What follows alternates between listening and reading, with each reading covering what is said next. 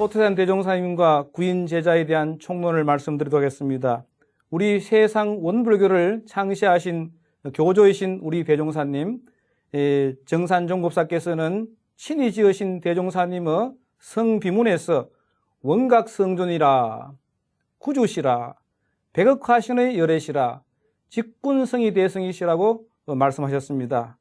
원각성존이라는 것은 이론상의 지리를 깨치신 만인의 존모를 받으시는 성자라는 말씀이시고, 구주라는 것은 앞으로 모든 인류를 말할 것도 없고 일체 생명을 구제하시기 위해서 오신 참 주인공이시다 이런 말씀이시고, 백억화신의 열애시라는 것은 천수천한 천백억 화신을 낳으셔서 모든 생명을 제도하시는 그러한 열애 부처님이시다는 말씀이시고, 직군성이 대성이라는 것은 무성자를 참 모아셔서 크게 이루신 그런 성자시다. 그러니까 모든 성인을 집대성하신 그런 대인격의 체이다 이런 말씀이시죠.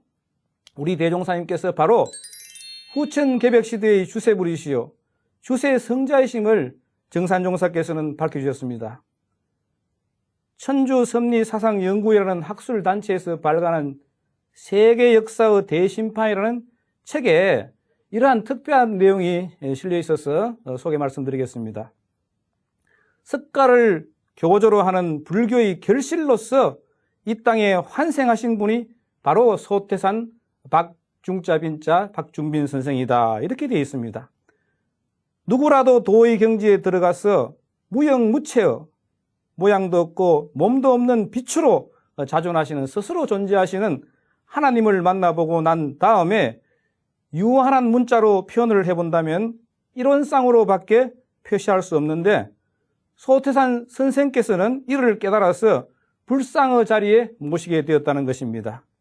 석가께서 열반하신 후로 무불상 시대, 불상을 모시지 않는 시대가 500년이 있었는데, 그 자리에 우주 만유의 본원이 되는 이론상을 모셔야 할 그런 뜻이 있었기 때문인데, 후세 사람들이 그것을 몰라서 그 자리에 불상을 모시게 되었던 것입니다. 이러한 문제들을 근본적으로 해결하기 위해서 석가모니의 환생으로 오신 소태산 선생께서는 우주 만유의 본원인 바로 이론상, 즉 하나님이라는 사실을 깨달아서 불교에서 모시는 불상의 자리에다가 이론상, 즉 하나님을 모시게 되었던 것이다. 이렇게 이 천주섭리사상연구원에서 발간한 세계 역사의 대심판이라는 책에 밝혀놓고 있습니다. 우리 구인 제자는 우리 대종사님의 최초의 9분 제자를 말씀하십니다. 서가모니 부처님께 10대 제자가 있었고, 공자문정에는 10철이 있었죠. 그리고 예수에게는 12사도가 있었듯이 우리 소태산 대종사 부처님께서는 최초의 구인 제자를 두시고 계십니다. 우리가 모시는 6.1대제의 전무 출신 고충문 가운데 보면 이런 말씀이 있으시죠. 어느 시대를 막론하고 거룩한 해상이 열리고 훌륭한 법이 전해질 때에는 반드시 보필지사와 신복지인이 성인을 받든다 그렇게 했습니다. 그래서 마음을 연하고 기운을 합해서 악도 중생들을 널리 제도하시고 병든 세상을 길이 치료한다 이렇게 고충문이 되어 있습니다. 우리 대종사님께서는 어려운 경로를 통해서 자수자각하시고 스스로 닦으시고 스스로 깨달으셨죠. 그 깨달은 바를 널리 전하시고자 하실 때 남먼저 신심을 바치고 복명하신 대종사의 명을 받들었단 말이죠. 복명하신 9분 어른이 바로 구인 제자시요 우리 후진들에게는 구인 선진이십니다. 대종사님께서는 인근 각처에서 자신을 따르는 40여 명의 가운데 먼저 특별히 진실하고 신심이 굳은 8사람을 선택을 해서 첫 표준 제자로 삼으셨습니다. 그런데 첫 8인 제자는 모두 대종사님과 동향인 영광 사람들이었습니다. 오산 박세철은 집안 조카요, 육산 박동국은 친동생이시고, 칠산 유건은 외삼촌이고, 팔산 김광선은 어릴 적부터 관계가 두터운 어형님이었습니다. 그리고 이산 이순순, 삼산 김기천, 사산 오창근 등은 모두 인근 동네에 아는 사람들이었습니다. 그리고 군서 사람의 일산 이재철은 오창근의 인도로서 제자가 되었습니다. 그런데 유독 우리 정산 송규 종사만이 경상북도 성주 사람으로서 뒤에 합류하게 됩니다. 우리 대종사님의 위대한 점이 많이 있지만은 또 하나의 특별한 면은 고향에서 구도 생활을 하셨고 고향에서 깨치셨으며 고향을 떠나지 않으시고 고향 사람들부터 먼저 제도를 하셨다는 점입니다. 그리고 최초의 구인 제자들도 대부분 가까운 친척이고 어릴 적부터 알고 지내던 지인들, 아는 사람들이었다는 점입니다. 가까운 사람들로부터 존경을 받기가 가장 어려운데 말입니다.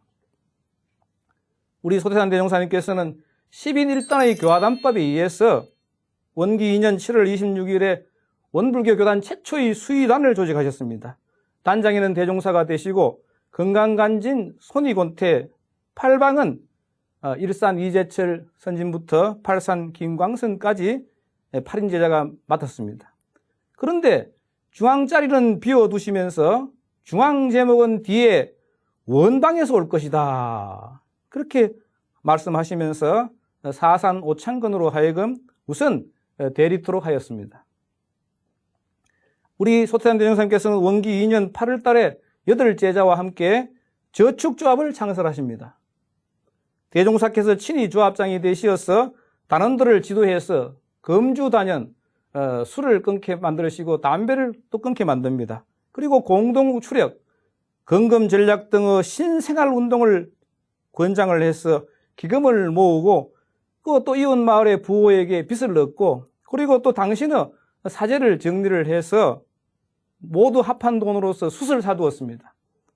그런데 얼마 지나지 않아서 불과 몇 달이 지나지 않아서 숯값이 말이죠 10배로 폭등을 하게 되어서 큰 기금을 모으게 되어서 방언공사를 할 자금을 확보할 수 있었습니다. 당시에 우리 숯무역은 세계 제1차 대전으로 인해서 숯시세의 일대 변동을 맞이하게 되어서 그러한 이익을 보게 되었는데 우리 대종사님께서는 다 이를 다 내다보셨다고 생각이 됩니다. 소태산 대종사님께서는 8제자와 더불어서 원기 3년 4월 달에 전라남도 영광군 백수면 길룡리 즉 지금의 영산성지 앞에 그 당시에 벌어진 간석지를 막아서 논을 만드는 정관평 방언공사를 시작하십니다. 비록 힘이 들어 죽는다 할지라도 변치 않겠다는 지사불변의 서약을 세우고 힘써 은답을 막아갔습니다. 그런데 우리 방언일이 한창 순조롭게 진행될 무렵에 문제가 생겼습니다. 큰 난관에 봉착하게 됩니다. 이웃 마을의 부호 한 사람이 분쟁을 일으킵니다. 자기 자신도 간석지 개척원을 영광군청에다가 제철한 후에 관계당국에 자주 출입을 하면서 장차 토지 소유권 문제로 참 걱정되는 바가 적지 않았습니다. 그 당시에 그러니까 아직 방언조합의 개척 허가권이 나오지 않은 상태였던 것입니다. 그러나 이 일은 사필 규정으로 잘 해결이 되었습니다. 한편 정산 우리 송규 종사께서는 말이죠. 방언일이 한창 진행이 되던 원기 3년 봄에 정읍 북면 화해리에서 대종사의 친정을 받으십니다. 그러시고 7월 달에 팔사님의 안내로 영산성지에 들어와서 대종사에게 기여하셨습니다.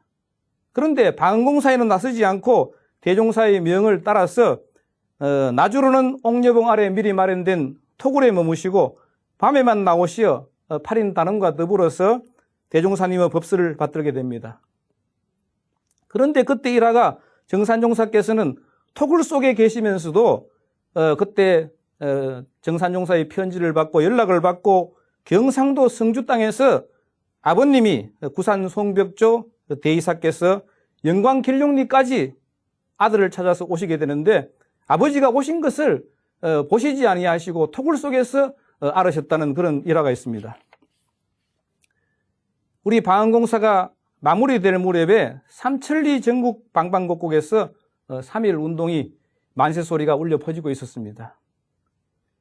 그럴 때 1919년 김인년 3.1 만세 운동에 대해서 우리 대종사님께서 남기신 말이 없냐고 후인들이 정산종사에게 여쭈었습니다.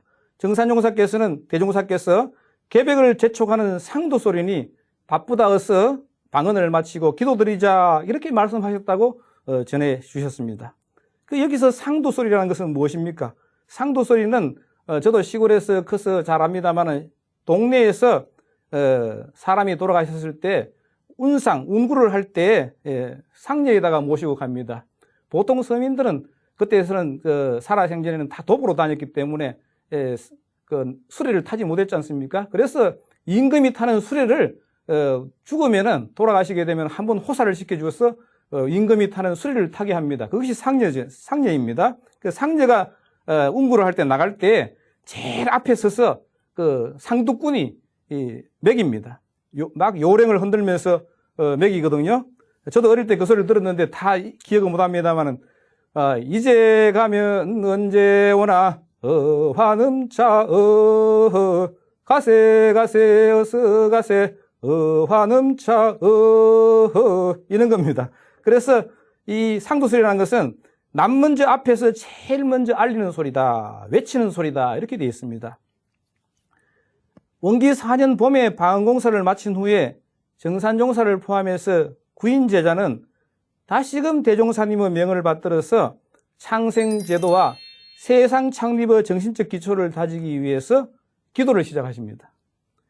음력 3월 26일에 시작을 해서 열흘마다 중앙봉을 비롯한 구수산 9봉우리에서 기도를 하였습니다. 기도는 밤 10시에 시작을 해서 12시까지 2시간 동안 올렸는데 단원들이 각각 시계를 가졌습니다. 시계는 대종사님께서 마련해서 사주시겠습니다. 그래서 시계를 가졌기 때문에 기도의 시작과 그침을 9봉우리에서 다 시간을 맞추어서 제 시간에 정확하게 하게 됐다는 것이죠. 그래서 이제 그 시계가 유명한데 그 시계는 후일에 이제 방한 기도를 다 마치고 팔아서 부안 변산에다가 제법 당시에 그 석도암 밑에 실상 초당을 마련하게 됐는데 그 실상 초당을 마련하는데 법인기도 때 썼던 시계를 팔아서 마련했다고 전해지고 있습니다. 대종사님께서 9 제자에게 창생 구원을 위해서 생명을 희생할 것을 갖다가 주문합니다. 이 살신성인 내 몸을 자신의 몸을 희생을 해서 인을 이룬다. 그리고 사무여하니라 이 창생 제도를 위해서는 말이지 중생 구원을 위해서는 세상 창립을 위해서는 내 한 목숨이 참 희생이 되어도 아무런 남은 여한이 없다. 그런 것이 사무여한이죠. 그런 기도를 통해서 대종사께서는 9 제자에게 세상의 구세주가 되기를 권장하셨습니다. 원기 4년 8월 21일 날 음력 7월 26일 날 9 단원이 모두 만면한 희색으로 기쁨이 가득한 얼굴 가득히 기쁨을 머금고 기쁨 빛을 띠시고 각각 예리한 단도 날카로운 칼을 갖다가 다 집에서 갈아왔다 그럽니다. 단도를 한 개씩 가지고 일체히 구간도실에 모이게 됩니다. 대종사님께서 정산종급사에게 마지막 남길 말을 물으니까 정산종사께서 이렇게 답하십니다. 저희들은 이대로 기쁘게 가오나 남으신 대종사께서 혹 저희들의 이 일로 인해서 추호라도 괴로우실 일이 없으시기를 비나이다. 이렇게 말씀하셨다 합니다. 대종사께서 사무여한이라 죽어도 여한이 없다. 이런 최후 정서를 써서 9 제자가 각각 백지장을 찍습니다. 백지장이란 건 뭐냐면은 흰 백자, 손가락 지자, 도장장자. 그러니까 빨간 인주를 묻히지 아니하고 맨손가락 도장을 갖다가 백지장이라고 합니다. 그래서 백지장을 찍어서 상위에 올려놨는데 그리고 나서 결사의 뜻으로 참 죽음을 각오하는 뜻으로 일제히 엎드려서 신고를 하게 되었습니다. 마음으로 고하게 되었습니다. 그런데 이게 어인들입니까? 백지장들이 곧 빨간 선율이 묻어나와서 피혈자 도장인자 혈인으로 변하였습니다. 이 사건이 바로 우리 원불교의 백지혈인 기도입니다. 그리고 바로 법인성사입니다. 법인성사라는 것은 법계의 인정을 받은 거룩한 일이다. 그래서 허공법계, 진리계, 음부계로부터 세상 창립의 인가를 받게 되는 것이죠. 대종사님께서는 중앙봉에 가서 기도를 마치고 오느라 해서 9 제자를 하여금 정산용사의 기도봉이었던 중앙봉에 올라가서 마지막 기도를 하고 오신 후에 돌아온 구인단원들에게 일일이 법명을 주면서 말씀하십니다. 그대들의 전날 이름은 곧 세속의 이름이요 개인의 사사 이름이었다.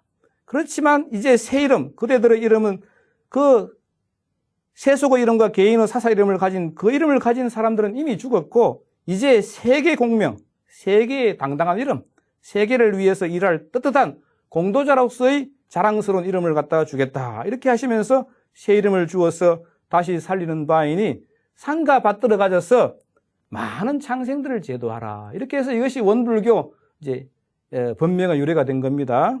어떤 이는 이런 말을 합니다. 백지혈인이 나왔던 그때 그 당시에 그 정서를 갖다가 남겨놓았더라면 얼마나 좋았겠는가 이런 말을 합니다.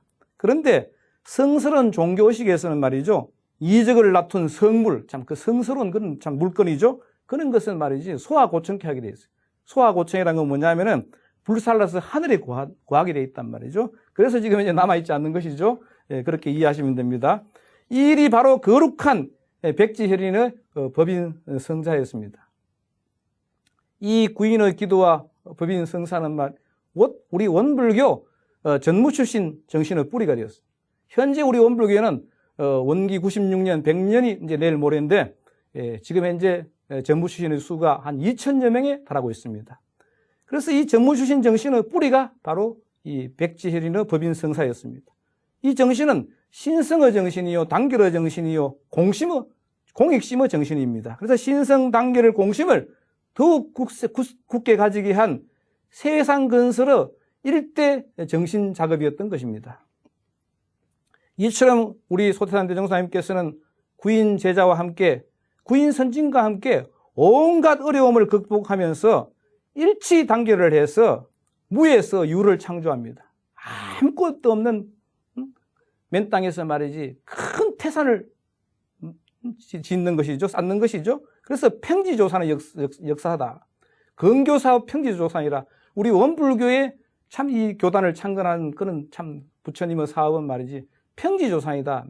아무것도 없는 맨 땅에다가 참 태산을 티끌을 모아서 산을 만드는 격이다. 그렇게 초기 교단사를 이루게 되었습니다. 그래서 이소성대 참 작은 것으로부터 진짜 큰 것을 완성하는 것이죠. 일심합력 모두가 뭉쳐서 하나가 되는 그 무아봉공 전부 대화를 위해서 세계를 위해서 인류를 위해서 일체 생명을 위해서 무아봉공하는 거. 저축조합 이 건검저축 이 네 가지가 바로 원불교 창립 정신인데 우리 구인 선진께서 바로 원불교 창립 정신의 본을 보이신 것입니다. 우리 교단 창립 과정에서 구인 제자의 역할은 말이죠. 원불교 초기 교단 영산에서 저축조합, 방언공사, 혈인기도는 말할 것도 없고 변산성지에서의 복례 제법과 그리고 익산에서 총부건설 등으로 이어집니다. 법인기도를 마치신 후에 이산 이순순, 육산 박동국, 칠산 육원 등 세 분 선진님들은 대종사님의 명에 의해서 사가로 돌아가셔서 제가 수도를 하십니다. 그러지만은 말이지 일산 이재철, 삼산 김기천, 사산 오창근, 오산 박세철, 팔산 김광선, 정산 송규 종사 등 6분 선진님들은 전무 출신을 하시게 됩니다. 그래서 전무 출신을 하셔서 혹은 영산 성지를 지키기도 하시고 변산 제법 시절에 대종사님을 가까이 가서 보필하시면서 시봉을 하시기도 하시고 또 중앙총부 건설에 참 앞장서서 매진하셨고 그리고 그 몇몇 분들은 말이지 지방 현장, 교화 현장에 나가셔서 교당 교무로서 열심히 참 손발로 뛰셔서 원불교 교화의 기초를 다지기도 하십니다. 그래서 이 우리 대종사님 9분 제자께서는 우리 원불교의 대종사님의 최초 제자로서 그 참 그 역할이 지대하시고 우리 원불교 오늘날 원불교의 모든 기초를 다지신 우리의 거룩한 9분 대선진인 것입니다. 예, 감사합니다.